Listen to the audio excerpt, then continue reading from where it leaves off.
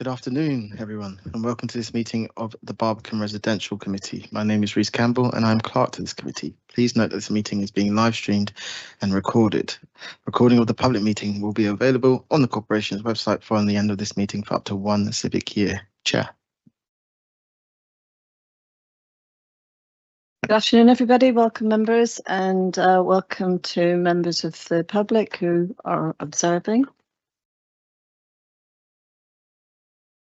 Thank you, Chair.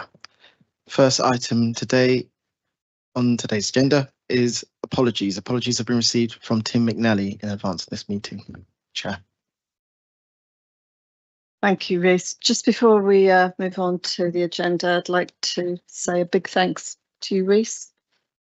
You are leaving us after 3 years of service. Great service, very exciting time for you, new baby, and you're going to work for the GLA, which I think is going to be fantastic. And our loss there again. So all of us are very grateful for all the really good work you've done. We've appreciated your infinite patience and and good humour at all times. So we wish you every success for the future. Thank you very much, Chair. Honestly, it's been a pleasure. Thank you.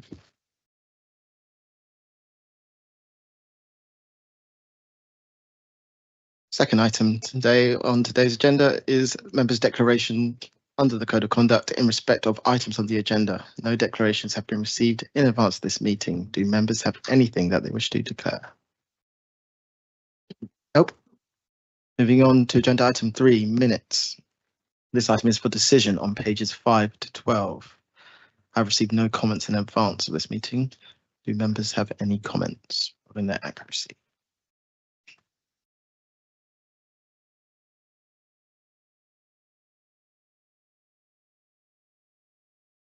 Adam? Apologies, your microphone, Adam. Barbican estate roof and balcony renewal, that section and the last paragraph where it says the committee was reminded that the legal position was that leaseholders were liable for these costs. They may well be liable for these costs, but we have to remember that they have to be if they're reasonable costs. And we might not think that they are reasonable, and I think it should be therefore put in as reasonable. I think it's understood that the cost would be reasonable. Okay. I don't think it needs to be stated. It would be understood that they are always reasonable costs.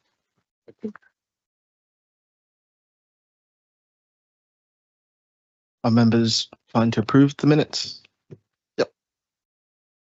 Yeah. Moving on to agenda item 4, Barbican Estate Residents Consultation Committee minutes. This item is for information.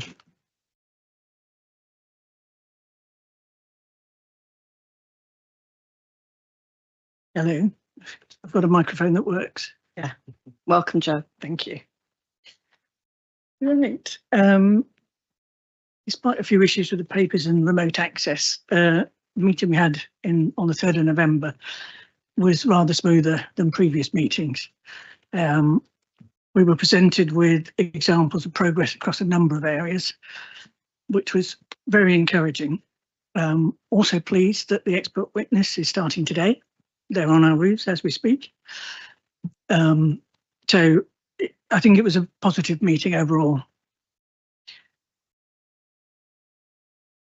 Having raised concerns at the previous meeting, we were pleased to see that a number of the risks of the transfer of the repairs and maintenance to in-house had been reduced by moving to Elkins first. The update didn't, however, mention resident involvement, and that needs to be finalised. We were also pleased to see drafts of the key papers reviewed by the Major Works Programme Board, which are in your pack today. The planned preventative maintenance schedule in particular was very much welcomed as the first of its type to be prepared for the Barbican estate. It also showed a number of new areas that needed to be addressed. Which was good.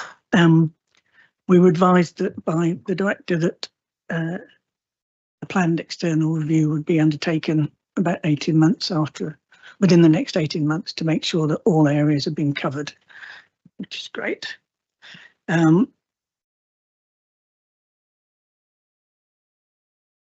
With regard to the other ones, the contracts matrix, project tracker, capital expenditure plan, we asked questions about the fire door project, and it's hoped that we get to see a mock-up design soon. The members questioned the advice that the remit of the fire door project was to be the cupboard doors only rather than the cupboards behind them, and the director's going to go away and check that, see what the previous commitment was. It certainly simplifies it because the electric meters for some flats are in the cupboard bit.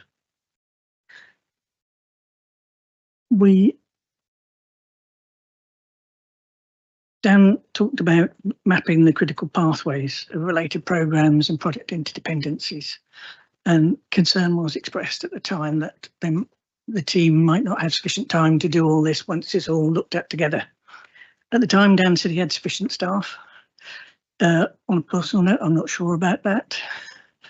I think, given the amount of work they're doing to maintain the estate, sort out the old things, I don't think they've necessarily realised just how much it takes to actually set up processing pathways for things that have never been done before. And so I would hope that, personally, that we see requests for more staff. One little effect, when the reporting committee met, we realised that the reports were for various different dates. Some were calendar year, some were financial year, and Dan's committed to making them all financial year in future, which I realised that month 0725 is actually October 2024. It took a bit of doing. The organisational chart was really welcomed, and we're looking forward to the communication strategy that will go with it and make sure that it goes out to the estate so people know who they're supposed to contact and how, which will be great. You've got the proposal from Charles Russell Speechley and Inside the Box Advisory for the governance review. The committee welcomed that and noted that the feedback from the House chairs who'd seen it beforehand and the reporting committee had been incorporated into the papers, which is great. And I think this should make sure the leaseholders and their interests are represented appropriately in future once it's all done and implemented. We looked at the service charge actuals for 24-25, which again you've got.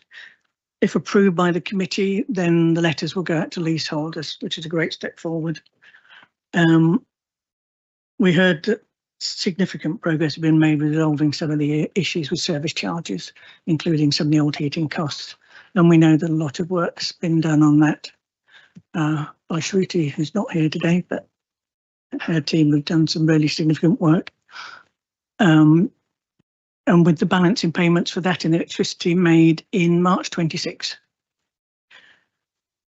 We heard about the things that are in train, which is the service charge external audit, the apportionment review, the fact that they want to do a few lifts now so that they've got spares to keep going until we do the big lift review. We're going to be reviewing the 26-27 budget soon with both the reporting committee and the service charge working party.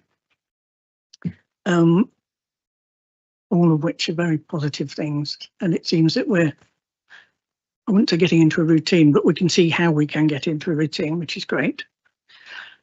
On the working party updates, the main one to highlight was concern was expressed by the service level agreement working party and their advice of what appeared to be some deterioration in the timeliness of the repairs. The figures on the report differed to what was said, so we're getting clarification of that and look into it, but certainly there was a general feeling that the repairs, the reporting and probably the communication about the repairs needed to be improved. And we also heard about the widening of the block inspections to include members of other teams, and that was welcomed, and we're looking forward to seeing what's going to be done when, which would be great.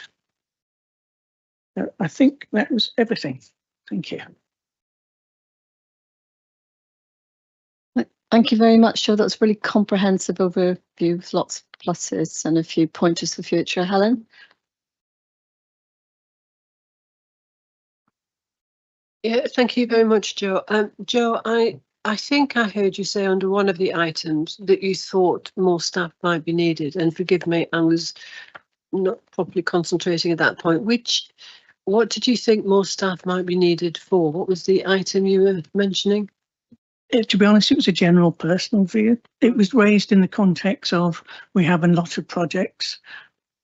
The next step that the Major Works Programme Board is going to see is how these projects all tie in their timelines. And we're a bit worried that we're trying to do a little bit too much at once for the number of staff we've got. I know one of the projects that has been spoken about that we know is going to not really start to the new year is the building envelope, the actual design of the future. And that's one that's probably going to be put back, I think, because of the amount of work the staff have got to do. Okay, Helen, do you want to come back to that? Because Dan's quite happy to respond. Yeah, I was going to, not to come back to Jo, but I was going to ask Dan for his view. So within our organisational paper, we reference the fact that this needs to be reviewed yearly anyway. Competing priorities as we go into big major works and critical pathways, we always need to be conscious that resourcing can differ, and we will continue to review that. At the moment, where we are and for what we need to achieve at this current moment in time, we don't think we need any additional staff. But as Jo points out, when we have a big critical bunch of projects that are going to be coming in, we are going to need some support, whether that's external consultancy or we want to bring more project managers in, whether that's on a fixed term basis for the life cycle of the project, whether that's permanent. So it will continually be reviewed and we'll look at it, but we can only put business cases for staff forward when we had the appropriate scope of the project, life expectancy of the project, so that we can make those job specifications and decisions. But this committee will see those as and when they come up and are required. And I think Jo's point is pertinent. There will be project work over the next 10-15 years that potentially will require some of that more resourcing.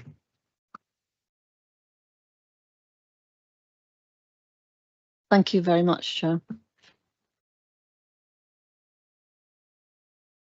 Moving on to agenda item 5, governance review. This item is for decision on pages 13 to 30. Thank you, Town Clerk. So this is before members for decision. It's the governance review for Charles Russell Speechley and Inside the Box to come and review how the Barbican estate operates.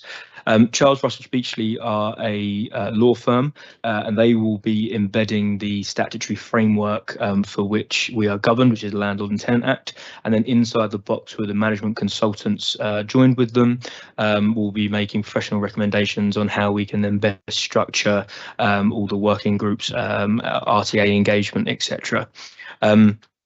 I think this committee is aware, and we're certainly aware through House Chair engagement and RCC engagement, that there is a general feeling that we need to review these processes, tighten them up, ensure that we don't have a duplication of efforts, and that everything that we do is very transparent. But importantly, everything is enshrined with the Landlord and Tenant Act and the RTA regulations. So before you is the proposal. Members are asked to approve the proposal. We did send this to House Chairs a couple of months before it came to the RCC, and we also sent it to some of the subgroups who have discussed it. Some of that feedback is incorporated within the paper, and one of the things just to say, to make very clear, is that through all phases, so phase 1, 2 and 3, there will be resident and stakeholder engagement, and we did give a commitment that we would also be able to record the initial kick-off meeting with Charles Russell Speechley, which they have agreed to, but is not written in this paper because it was something that was approved after this paper. So I'm happy to take any questions that members may have, but we are seeking approval today. Steve. Thanks, Chair. A couple of points from me. I mean, firstly, I've been in the Barbican a long time, and it has changed over this time. So I very much welcome the review. What I'm worried about is the same old faces will influence the review. And there are, including me, there are, a huge group of new people who have moved into the Barbican within the last 10 years, say, who I'm not sure we've got the engagement from in the way that we have with those people like me who've been there for a lot longer. So I suppose my challenge is, how will we make sure that the information we get from the residents is across that broad spectrum of people? Thank you, Steve. It's really in our mind and how this paper is written, how the engagement is written, that we want that feedback from people that aren't necessarily involved in that way at the moment. In the terms of reference, that one of the stakeholders in scope is just leaseholders. And what I mean by just leaseholders is every single leaseholder on the estate that has the opportunity, also wants the opportunity to engage in this piece of work should do. Dependent on numbers, that could be through group sessions, that could be through one-to-one meetings with Charles Russell Speechley inside the box. What we have an obligation to do as an estate office is to make sure that we really publicise this, we really push it, and we encourage people to engage with it as a very positive piece of work. But we will be pushing it as anyone that wants to engage with this piece of work can engage with it, and we want that broader scope. And we within the proposal from CRS and inside the box, you'll see that they have scoped out for a load of group sessions. Obviously, we will need to discuss with the groups that exist, so the RCC, the subgroups, the RTAs, but also we will want those people who aren't necessarily within those groups already to be able to have significant input into this as well. Steve? Yeah, I suppose just to come back on that, I suppose the communication channels that are actually people turning up at meetings perhaps will attract us lot rather than the new lot. So I just wonder whether thought's been given to how we might use social media and other mechanisms for engaging some of the other people that perhaps at the moment aren't so engaged. Should have mentioned, Steve, as well, we did plan to, or we are planning to do a survey as part of this, which is within the proposal as well. So people that don't want to engage in that, meeting or in-person level can engage that way. I don't think we have specifically considered using social media to do any of that, but if members of the committee would like us to explore that to try and promote engagement, I can certainly speak to officers in our engagement department and see what we can come up with. Okay, Steve, that answers your question. Any other questions? So we're moving to approve. Agreed. Thank you. Moving on to agenda item 6, 2024 to 2025 Barbican Estate Service Charges Actuals. This item is for decision on pages 31 to 60. Thank you, Town Clerk. I'm really pleased to bring this paper to members of the committee. As members will be able to see, we are citing an underspend of £1.384 million. The various under and overspends are within the paper and the reasons for those. And I think I'm happy to take any questions on these individually. Primarily speaking, the main areas of underspend or credit are to do with the power purchase agreement and then the general repairs and maintenance spend. But I am happy to take questions on any over or underspends in the paper. Again, this is a paper that we are asking members to approve the accounts so that we can send these out to leaseholders.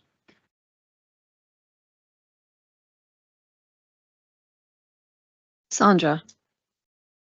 Thank you. I'd just like to draw attention to members that we're talking about an underspend, which we had an underspend last year as well, and that these actuals have got very good explanations. I mean, there's a lot of work has gone into them by Dan and Shruti in particular.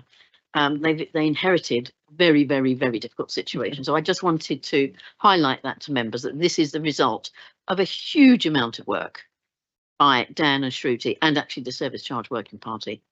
And we're heading in the right direction on service charges. There's some more stuff to clear up from the history, but we are getting there. Thank you. Thank you, Sandra. I'd like to reiterate, the good work that's been done by officers and the volunteers who are residents put so much into this. Any other questions or observations, Steve? Yeah, thanks, Chair. I just really thought that we should repeat, I think, the point that was made at RCC. I was listening online, which I think was by Mr. Durkin, who's sitting behind me. And that is that obviously this is all very welcome, but the issue is how accurate was the budget in the first place? So if we keep congratulating ourselves that we've got underspends, which obviously is great, then is that to do with actions that have been taken over the year to reduce the budget, or is it that we didn't get the budget right in the first place? Dan's happy to respond to that. Thanks, Steve. Yes, it was raised at the RCC, you're right. And you know, I think there is, so the point that was made, it was that if you compare the previous year's actuals on R&M and this year's actuals on R&M, the actual spend increase was more in line with inflation, and therefore that could potentially signal a problem with the budgeting process and that we over budgeted. Now, my officers and myself weren't in charge of that budget, but what I will say is that, you know, that was what they had budgeted, you know, with integrity at that time, that they thought they were going to incur in terms of expenditure in 24-25. And so, you know, yes, it is a fair comment to draw attention to the two actual numbers, but that is what the officers at the time when they wrote the budget thought they were going to spend, and from us coming in, we've managed to spend less than that. I'm not going to say that that's entirely because of, you know, perhaps the budget was slightly elevated, but also I think, you know, there has been a lot of good work that's gone into R&M and cost management control, etc. So it's probably not mutually exclusive, and I do take the point that the inflationary increase year on year is there in the data, and obviously we have a lot of scrutiny going on with our future budgets with reporting committee and the service charge working party. One of the things that is really good now for members to be able to see with the next budget, which should alleviate this problem altogether and it won't exist, is the fact that general repairs is going to be broken down by our PPM activity. And so you're not going to see, you know, a £5 million budget and then a £5 million spend. You're going to see that broken down into what is, I think, almost 45 different lines of expenditure, and then you're going to have a much more granular understanding of when we're overspent and underspent, and that's how we're going to set our budgets, and that's based on the contracts matrix, because our contracts are largely fixed, so we know what those costs are going to be, and then the tolerances there are going to all be around our reactive spend. Dawn. Thank you, Chair. Sorry if this is obvious to others, but just a quick question. How will the underspend be handled? Would it be credited to next year's service charge or refunded? So we are going to be we're doing the exercise at the moment with the heat billing, which is a estimated £1 million liability, which will largely write this underspend off. What we plan to do, rather than give a credit back and then come out to leaseholders with a charge, we believe that with our last meeting with the service charge working party, that work will also be concluded by the end of this calendar year, and we can send the credits and debits at the same time, meaning that we're not going to have this, you know, really big credit and then really big spike for leaseholders, and they'll just get one final settle up demand, which will come with the June demand next year. Helen. Thanks, Dan. That's really helpful explanation. What was passing through my mind is that presumably for 24-5, the budget was set at some time during 23. So the budget setting is of this outturn report is quite old.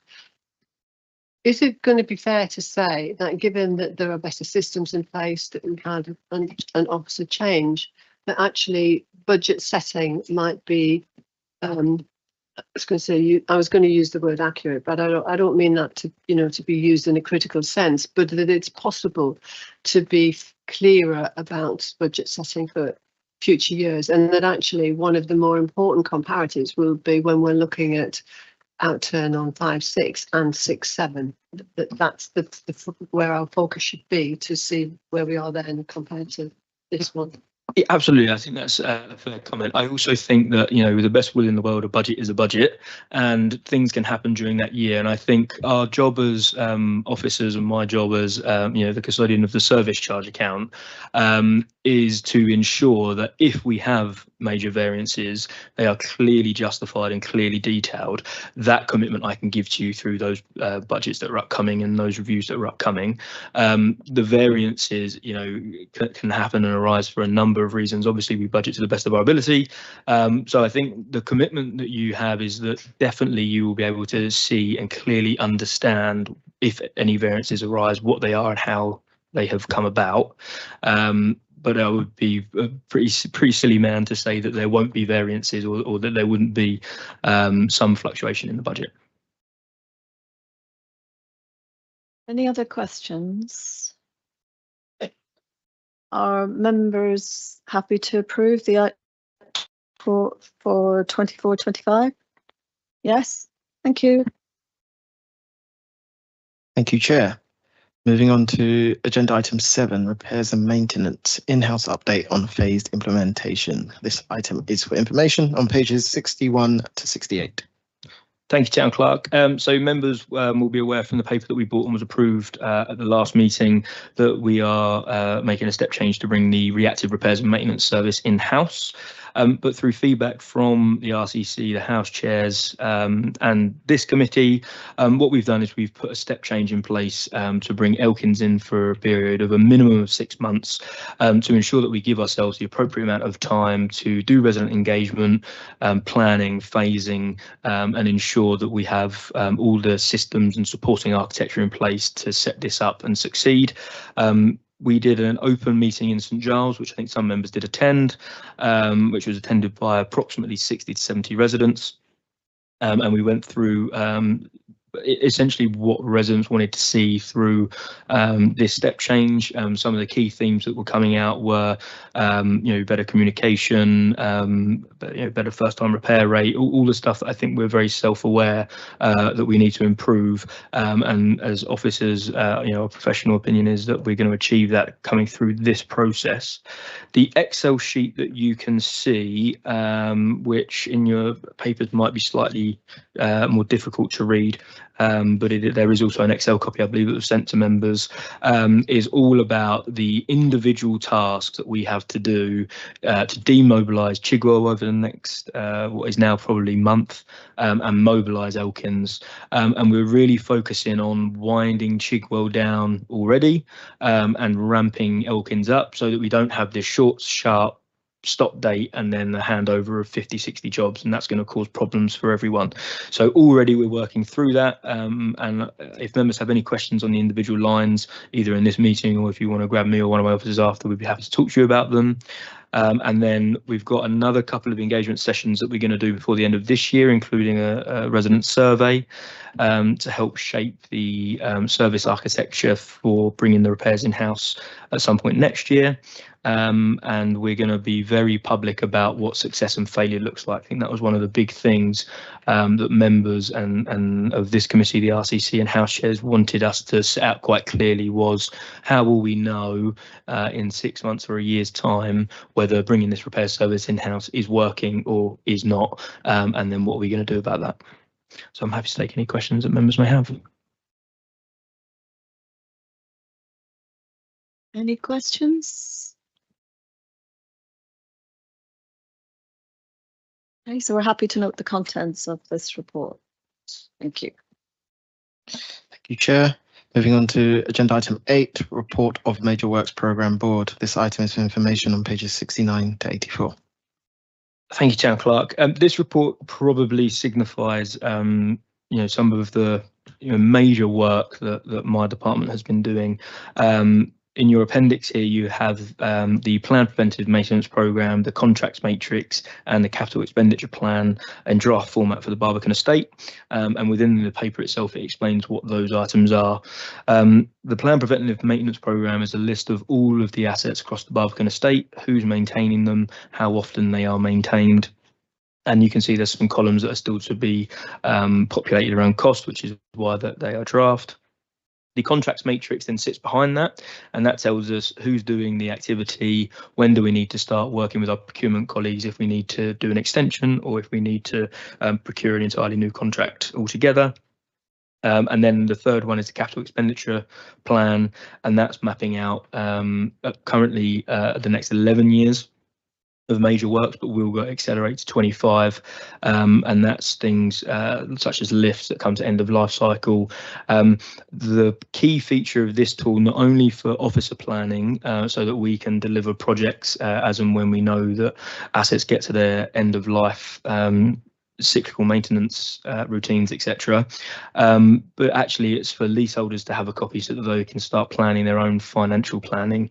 As members will be aware, we are not able to have a sinking fund on the Barbican estate, and therefore it's really important that if we can give leaseholders 10, 15, 20, 25 years worth of project planning, then people can make their own financial arrangements based on that, which is obviously going to really help with those pinch points that we know we have when we've got to replace a lift in a certain building, and people might get a nasty shock of a service charge bill.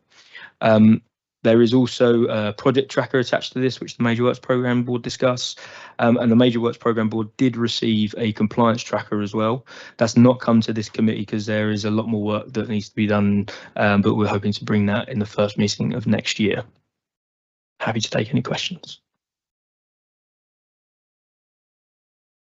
Any questions? Adam? Thank you. Do we have any idea what the cost of the PPP is likely to be, PPM rather than planned maintenance?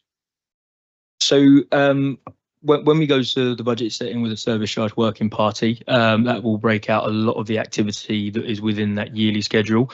We then need to map out some of the activity that might be either 2 yearly, 5 yearly, etc.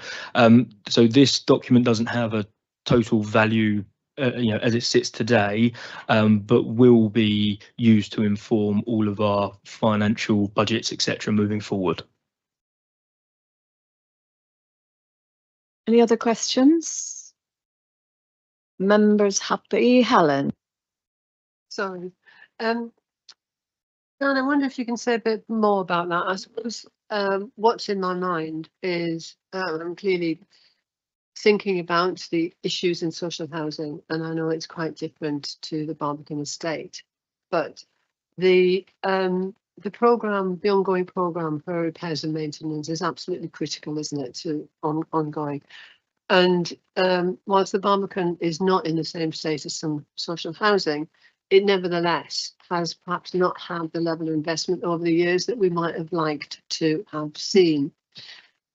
So having gone through and still not quite completed the tortuous process to secure capital for social housing, I guess what's in my mind is to know as soon as possible what the scale of capital that might be needed to bring Barbican up to the standard that we might want, phased over a number of years, to know that sooner rather than later. And I appreciate that there's a lot of budget setting and work to be done, but it feels to me that it's really important that we get to the bottom of that as quickly as possible, because there's not going to be a magic wand, and it could well be months and years of negotiation to be able to secure what we need to do what's needed. So just to kind of keep that pace on it, I guess, is what I'd urge. Yeah, absolutely. And I know that, especially with the capital expenditure plan, which is probably slightly different, understanding what that total figure is and what that looks like per block and over 5 years, 10 years, 15 years is going to be really, really important. And obviously, what we have going on with the expert witness will feed into that as well in terms of budget setting, etc. But yes, you will be able to see on the capital expenditure plan very clearly when the final version comes back next year, what that total figure looks like in a consolidated document. Obviously it will be quite heavily caveated. It's our best estimate as it is now for projects that might be scheduled to occur in 15-20 years, but broadly speaking you'll see that within the document. Steve? Yes, I think there's two issues that people keep talking to me about. One is bikes, which we might talk about later, but the other is the puddles, the drainage problem on the high walks, and that's not. I don't think that's in here, or maybe it is, you're going to tell me. But and I know there's a range of difficult conversations along the lines that Helen's already alluded to other things. But I just think just being clear with everybody about where you are with that, which is a major works programme, where that is, because those puddles when there's heavy rain do create swimming pool like facilities in the high walks. Yeah, thanks, Steve. It's not specifically included within these documents because it's a project that's not managed out of this committee because the governance doesn't sit here, because it's a project that's run by the city. But absolutely, you're right. It is a major project. It is something that we, are obviously heavily patched in on. And I don't have a specific update to bring here today, but I will, make an undertaking to come back with an update to this committee about that all podium project. Then next meeting? Yes, Chair. Yeah. Any other questions? Sandra? Sorry, it's not a question. It's just in response to Helen's and Steve's points is that we've had neglect on the Barbican estate. Everybody sitting at this meeting knows that, and we've all been working really hard in our various ways to get it remedied. Part of the reason why there's been disrepair is because we didn't have a planned preventive maintenance programme, we didn't have a capital works programme, and we certainly didn't have a contractor matrix. We'll all recall that every now and then we were told, oh, we've run out of contract, we're going to have to extend it. We won't have to do that anymore. So things are getting managed better. The whole issue of the who's going to pay for the neglect will be influenced by the work of Hawkins, who are doing they are forensic architects who are doing the expert witness work on Ben Jonson House as an example for the estate. So all of this all comes together in a huge piece of work with these different branches in it. It's all coming together. We're not there yet. There's a lot of work to be done, but I think it's in good shape. Thank you, Sandra. Your points are noted down. Do you want to come back on that at all? No, I don't think I share. I think once the capital expenditure programme is finalised, and especially when we have the really key bit about that is that block by block breakdown as well. At the moment, it's a very consolidated, high level, statewide document.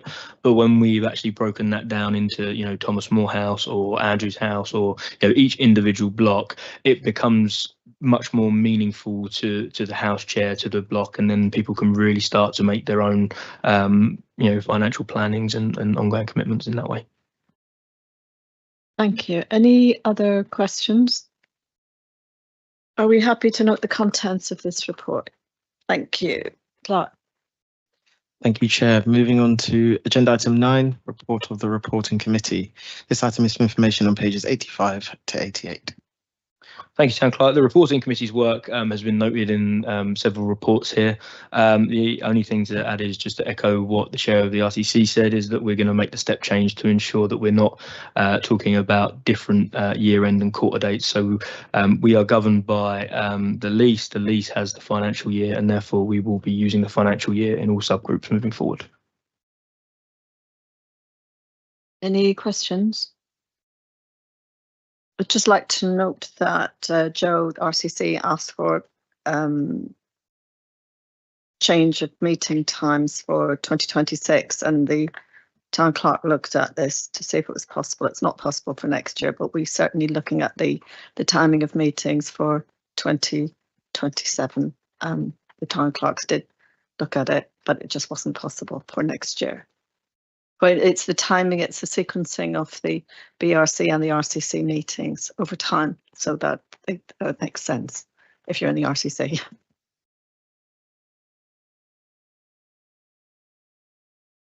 Okay, note the contents of this report.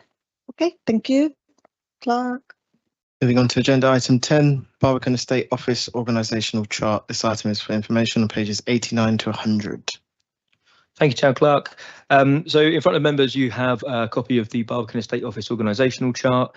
It shows the officers who are now within the Barbican Estate Office. It shows the 3 distinct departments that we have, which are property services, which are responsible for repairs and projects, resident services, which are responsible for engagement, communication, lease infringements, soft service standards, etc. And then finance, which is responsible for the service charge budget, conveyancing. What we've done is we've tried to demonstrate through a range of activities of each of those departments, the breadth of which the Barbican Estate operates and what we cover. And we then have made a commitment in here, which members will be aware that we're going to be bringing a communication strategy back to the RCC and BRC for approval. And that communication strategy will really bring this organisational chart to life, because it will let residents and leaseholders know exactly who they're meant to contact, how, when and where, in what setting.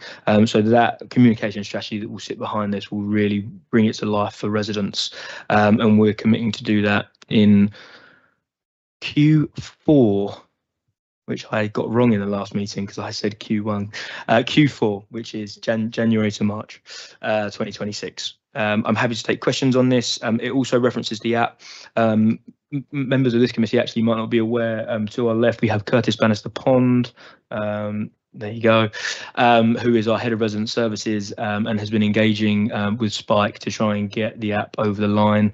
We are confident that when we write the communication strategy, it will include the app, and the app will be going live in Q1 next year as well. Loathsome to commit to an exact date because I did that before, and obviously we didn't achieve it, but it will definitely be in Q1 next year. I'm happy to take any questions on the communication strategy that members may have. Dawn. Thank you, Chair. I just wondered if you confirm whether you have a robust appraisal system in place. Staff appraisal system. Yeah, so we run staff appraisals annually every year in line with the corporation's appraisal policy, and that sits alongside if people are in probation, etc. We have probation policy as well. So yes, every member of staff, including officers in my office, our housekeeping teams, our car park attendants, all have annual appraisals. Ellen. Yeah, thanks, Dan. And it's good to see the organisational chart. It's very clear. I guess what it brings to my mind though is having looked and read the papers earlier, I find it I don't necessarily find it easy to link the names in the chart to the pieces of work, and it would be helpful to have a better feel for that. Maybe just me, and I'm not steeped in it enough to follow.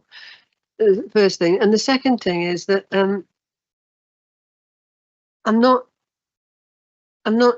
clear either about where we are with some individual pieces of work that seem to have been around for quite a long time, and the one that's in my mind is car parking, and it's obviously the reason it's prominent in my mind is about thinking about the police store and possible opportunities in the Barbican or not, and talking with Ola about that. But it would be incredibly helpful to have, if we want to find alternative, or we're thinking about using Barbican car parks for alternative purposes, it would be really helpful to have something definitive about the utilisation of the car parks in advance of making proposals, because to have the rearguard defence action coming actually makes it very hard when we haven't got, or the people who are proposing haven't got the information up front to inform the proposal. That's only one example. There may be others, but it's topical. Yeah, no, and that's completely fair. We are working on a car park utilisation study already. Officers have started that work in terms of exactly who we have parking agreements with, where they're parking. We did a bit of work last year on abandoned vehicles. We managed to successfully remove 8 abandoned vehicles. But what we really need to do now to ramp up that work is understand on a large scale, and as you say, definitively, what the utilisation of the car park is, what the condition of the car park is, what is and isn't possible for us to do both contractually, but also in terms of practicalities. What could you put down there? What do our residents want to see? Is it more storage? Is it bike storage? All of that stuff. And that piece of work is in train, and actually we've gone to a couple of firms already just to try and understand what a desktop study could look like and what information they would need for us and how long that would take to commission.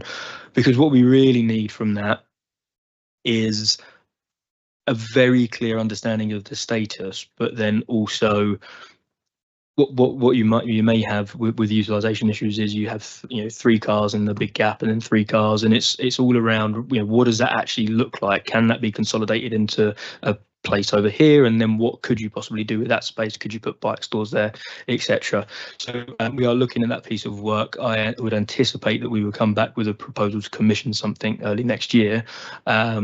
But that's separate to what Ola and her team are doing. That's just us understanding our car park as it is today. I thank you for that, and I understand all of that. I think that we are a bit out of time sync, perhaps, on some of this, and I don't know if any of that can be reconciled. I think the bit that you didn't mention, which again I think about from the Lauderdale House perspective, is the challenges to what the lease does and doesn't allow, or what the lease rights, if you like, residents might or might not have. And again, it's a live issue that we need to have a very clear response on quite soon, I think, because it's not an issue that's going to go away. And if we're not confident about the City of London's position, it's really hard for us in Aldersgate to be able to support or not support residents, because we're unclear about some of the the lease arrangements for one. I think, and I understand that we have the legal position on that, and I will go and double check and then circulate to members of this committee. But I'm pretty sure we've had that from controllers now. Yeah, we've members asked for that, for a clarification of that, so we've got that information. But I think the point about knowing what's available and knowing who occupies the space, how they occupy it, that needs to be done. Ideally, it would be done before we make decisions about where stores are going to go, but I think we'll have to go away and do some work on that, Dan. Yeah. Yes, sure. Sandra? Thank you. I think, as well as knowing who's using what spaces and what for, and storage and all those good things, the actual utilisation, so we understand how much is used and how much isn't, I think we really do need to know and understand the accounts, because they have mystified many of us for a long time, and we really do need them to be understood. Now whether the consultants will be looking at the accounts, I don't know, but they do need looking at, because I don't think any of us understand them, frankly. And this will cut across other departments of the city as well, because obviously as members are very aware, it's not just service charge payers and car park payers, there's also city contributions as well to that car park. So that work we need to cut across there as well. Just to pick up on one of the things that Helen asked about, was to have the work streams attached to names, because we've got the organisational chart. Helen, I think you were saying it'd be helpful to know which bits of actual work they are involved in. Is that a very big task? No, not at all. And I actually think on the online version it might even be, because it's coloured on the online version. I think the black and white papers have, because then when you go down, it's then colour coded into the services. No problem. Thanks, Dan. You're way ahead of us. Thank you. Steve. Just to point out, Chair, I think there's a question online for you, but also wanted to say something as well. Okay. All right. Shall I say what I was going to say? Yeah, I'll read that after you've spoken. So Dan, I'm sitting here thinking, which I know is very dangerous, that, obviously you and your team have done amazing work over the last couple of years, however long you've been here. But what feels to be missing for this as a committee is us, even though we're not responsible for some of these issues, there are things going on that are very impactful for the residents of the Barbican estate? I mean, the obvious one is the refurbishment of the Barbican Centre, but there's others. And I just wonder whether we need you to just update us on some of the things that I know you were involved in. You know, we're not saying we are responsible for this, but given that our responsibility is to oversee what's happening for the residents of the Barbican, whether we as a committee need to actually at least be aware of where we are on a whole range of issues that are impactful on the Barbican residents, but aren't necessarily your direct responsibility to be dealing with. Judith. Can we take that away and think about it rather than giving you an automatic response? I'm conscious that we wish to assist, but not to stray into the responsibility of other committees and potentially having to bring other officers, because Dan can't be the repository of everything. Thank you. Mercy, are any other questions about this item? Because we've gone back a bit for Mercy to ask a question. But Mercy, could you just read your question to us? Because I'm not sure if other people online can see it. Thank you. Can you hear me okay? Yes, we can hear you. Fab, thank you. It was just, sorry, to go back to the communication strategy point, and just check that as part of the strategy, we'll be thinking about the fact that lots of people still don't necessarily use email in the way that most of us do, and that particularly elderly residents have said to me before they've missed updates because they're not regularly checking or they get logged out. So just making letters and leaflet drops a really important part of the comm strategy, I think would be brilliant if possible. Yeah, Mercy, absolutely. Digital isolation is a whole section of our communication strategy, and we absolutely acknowledge that we do not want to cause any residents any digital isolation issues. We have the notice boards, we have phone numbers. We're not suggesting that they're all going to be taken away. What we are saying is that for what we believe to be a large majority of residents, we can have the ability to communicate a lot easier, and for residents to be able to use things like the app, etc. But absolutely, that won't mean that other forms of communication, especially where required, are going to fall away, and that's a big part of our communication strategy coming through. Thanks, Dan. Any other questions? Okay. Happy to note the contents of this report. Yeah. Moving on, Clark. Thank you, Chair. Moving on to agenda item 11, Director of Property and Estate Management Report. This item is for information on pages 101 to 104. Thank you, Town Clerk. Members, I only plan to draw your attention to two things that aren't papers in here. One is the building safety cases for the Barbican Estate Towers. Members will recall that we were invited to apply for a building assessment certificate, which means that we needed to submit our building safety cases for Shakespeare, Lauderdale and Cromwell. We complied with the 28-day statutory notice. We then didn't hear anything. This was in October 24. We then didn't hear anything until March 25, when we were invited to provide some additional information with a 7-day statutory deadline, which we complied with. And then we recently heard and had a very helpful phone conversation with the regulator in October. And we were invited to provide a couple more bits of supplementary information, and that was the last time we spoke to them.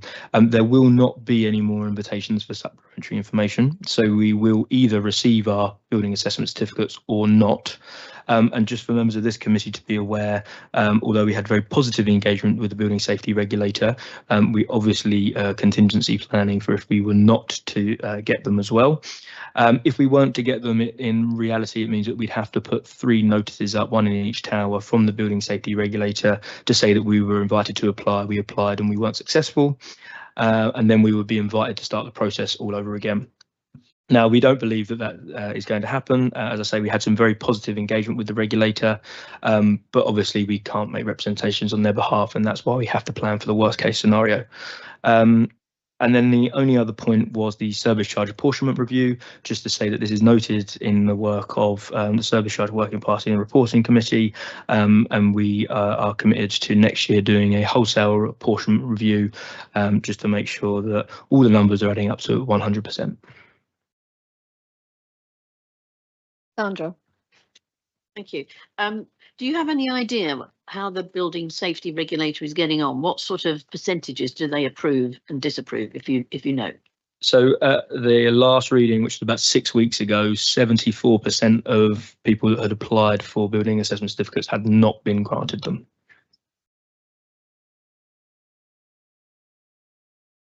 Helen. Sorry, Dan, this is probably a really impossible question. I'm sure it was a very constructive conversation and helpful, but I kind of never take helpful and constructive conversations as evidence for what might come next. It's often very pleasant. However, I guess, and you're right to plan for the worst, and hopefully it's not going to happen. But do you have any kind of sense risk assessment of where we are, not on the basis of the nice conversations, but on the evidence you were able to submit compared to evidence that others have had to submit? And this might be completely off the wall, but given that the inspectors have been lodged in the Barbican estate for some time, and presumably there was a kind of Chinese wall between one issue and another. So on the point around the information that we supplied, we were very happy with the information that we supplied on fire safety, our fire risk assessments. As we know, the Barbican is reinforced concrete, so from a compartmentation perspective, we have less concerns than many other of our colleagues that don't have that makeup or composition. Some of the things that were coming through on the structural side, which a lot of people, forget that the Building Safety Act is fire and structure, was a lot more in depth than perhaps we'd originally anticipated in terms of asking us for a lot of supplementary information around Crossrail, for example, which we were we had, and it was fine, but that was the sort of conversations we were having around the supplementary information that we were providing. I couldn't possibly say, whether yes, we're going to get it or no, we're not. I think that we have provided the information that the statute obliges us to provide in a timely manner, in accordance with the requests that the regulator has made. So that's where we are. And just on your question about whether we had inside knowledge from people in the building, they're the social housing regulator rather than the building safety regulator. So there's a difference between the two. Yeah, of course there is a difference, but sometimes kitchen chat, but no. No. Then Dan, can you say a bit more about the implications should we not get the certificates? So the implication is that we have to start, that we will be invited to apply again, and we have to start the process again from scratch. If we were to not be successful, they would highlight exactly why we have not been successful, and then there would be internal learnings for us there, and we would have to potentially create new procedures or invest in whatever it is that they think that we're not doing appropriately at the moment. So we would have to wait and see what the feedback said before we could then respond to what we would need to do differently. But ultimately, it would be to reapply for the certificate, which is, I think we're at month 15 now. Obviously, there's financial implications for that as well, because we have currently been invoiced around £40,000 for from the Building Safety Regulator for this work. Dan, I think it's helpful to say for members of the public that there's no known risks that we're aware of. Not that we're aware of, Chair, no. And if there were any, then I'm sure the regulator would highlight them to us. Adam. Just a quickie, in the event that we don't get it passed, what impact would that have on residents in particular, if any? Again, it depends on the nature of failing. But no practical impact at this point is envisaged, unless there was a real significant failing. But we've had fire brigade inspections over the last couple of years. And the fire brigade are linked into the building safety regulator approval. They've inspected our towers in the last couple of years since I've been here. They haven't found any failings, so I would be very surprised in a practical sense if anything came back that would impact residents. But again, I can't be certain because I'm not the regulator. Just to follow up, if someone is trying to sell their flat and we don't have these permissions, is that going to have any impact on that at all? There's nothing that indicates that in the market at the moment. So not like the EWS1 forms that we had where mortgage lenders then remove themselves from the market. We haven't seen any of that activity in the property sector at the moment, so that we don't think that that is a risk for now. But again, that the EWS1 saga happened, quite quickly overnight, and it was a decision that was made born out of, adverse risk from mortgage lenders, not necessarily safety information within buildings. So again, I can't give 100% assurance that that won't happen, but we're not seeing it in the market at the moment. Thanks, Don. Just a quick one. Just wondered why Blake Tower's not included in that, please. So the regulator invites us to provide them with our building safety cases, and at the moment they've only invited us for the 3 towers, so they haven't invited us to make representations for any others. All right. To provide their information and let they do that. Thank you. Any other questions? Town Clerk? Thank you, Chair. Moving on to agenda item 12, outstanding actions. This item is for information on pages 105 to 114. Thank you, Town Clerk. There are a number of actions on the report. Some of them also proposed closed. I don't plan to run through every single one because I think there's just shy of 50, but I'm very happy to take any individual questions that members may have on any points on the tracker. Any questions on the tracker? John? Lambert Jones roof, the first one, just seems to be going on for quite a long while. Just wonder if you have. Yeah, so we've actually done quite a lot of work on Lambert Jones roofs, and we see them outside of my office window at the moment. And we are continuing to work on the drainage systems there, and on the roof systems. We're patched in with their RCC rep as well. And I would hope that we'll be able to give potentially even look at closing that at the early to middle of next year. Any other questions, Helen? Yeah, Dan, without going through one by one, there are lots here that got a due date of 30th of November. Are there any that you want to draw our attention to and that you might miss, if you're likely to miss the deadline, or basically an update if there's anything that we should be, that you are worried about, that we should then be concerned? Absolutely. I think the main one that we know we're not going to hit in November because of the reactive repairs work that we've had to do is the antisocial behaviour strategy. That's going to be coming back to this committee next year. We are doing a lot of work on the ground locally on that at the moment, but because of the step change we've had to make since the R&M contractors left, that is a piece of work that we've had to make a decision that we're going to defer until the earlier part of next year. I think all other things are the app, which we've spoken about earlier today as well, is now looking like it's going to be January, February next year. I think all other things have significant updates. So when we look at tower lifts, we're really patched in. In fact, there's a meeting tomorrow night with the representatives of the towers who are involved in that, and that's being led by Will and Owen. Things like the apportionment review we've discussed and plugged in. I don't think there's anything here that I would say doesn't have a meaningful update, but perhaps there's a bit of work at revisiting that 30th of November deadline, and I can bring that back to the next one and put a more realistic time on it.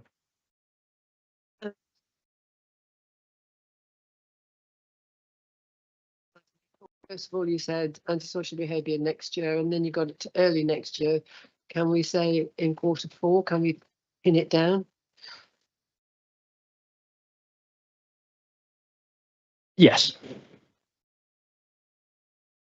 It's better to put a date, and then if it's not complete, you can explain why, as opposed to let it just drift and drift. Exactly, and I think you're right, Helen. I think even if it's not a bit like what we've done with the organisational chart, even if we bring back a meaningful first phase piece of work, ask for some feedback, and then go away and finish it, that's better than just not having it. Thank you. And for members of the public, Q4 is January to March 26. so it's the last quarter of the financial year. That's for those who might be watching this on YouTube. Chair, might I make a suggestion or ask a question? Would it be appropriate to invite David Bradshaw to attend that meeting, potentially to speak to it, given his work in this area and his teams? So David Bradshaw, myself and the chair are patched in on work with antisocial behaviour. It would be a question for the chair, but I wouldn't have a problem with it as an officer. Thanks, Deputy. Can I take that away and think about it, because I'm aware the police are also involved, so I'd like to give that some serious thought. Thank you. Any other questions about the comprehensive action plan? So we're noting the contents of the action plan. Town Clerk. Next on today's agenda is Blake Tower verbal update. This item is for information. This is over to you, Judith. Yeah, thank you, Chair. Just for a verbal update for members, so people will be aware that Blake Tower is a residential block within the Barbican estate. Although we're the freeholders, Redrow Homes Limited undertook the development of the building. It was practically completed in 2017, but since then there's been continued dissatisfaction and concern by residents on the quality of the work. Redrow merged with Barratt Homes, calling themselves Barratt Redrow now. It's fair to say that we have not been satisfied with the work and the delivery of Redrow. We've seen early signs of optimism about the takeover of Barratt, and we have a new team, and we're more confident about delivery. Running alongside those conversations, we being the environmental health team of the corporation, issued an improvement notice under the Housing Act 2004, and that work has been taken seriously by Redrow. So that's positive and continues. Recently, there was an agreement in August 2025 to continue that for a further year. So we're seeing progress in the improvement notice. We're seeing early signs of optimism with a new team appointed by Barratt Redrow. And for the first time, we have a timeline, which is reassuring for residents and ourselves, that we can see that they have an intention to deliver a comprehensive plan of works, taking a 2-year period, with a likely return to the corporation in 2029. So that's positive, first time we've heard that. So we'll continue to work with Barratt Redrow and residents to monitor progress in that respect. Thank you. Happy to take any questions.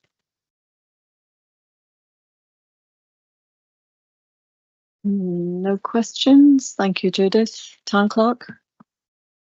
Next is item 14, questions on matters relating to the work of the committee. I'm not aware of any questions. Do members have any questions? Any questions relating to the work of this committee? Moving on to agenda item 15, any other business that the chair considers urgent? Not aware of any. I have no items I consider urgent. Next is agenda item 16, exclusion of the public. This item is for decision. He's happy to exclude members of the public. Thank you, members of the public who came online and in the room. You're very welcome.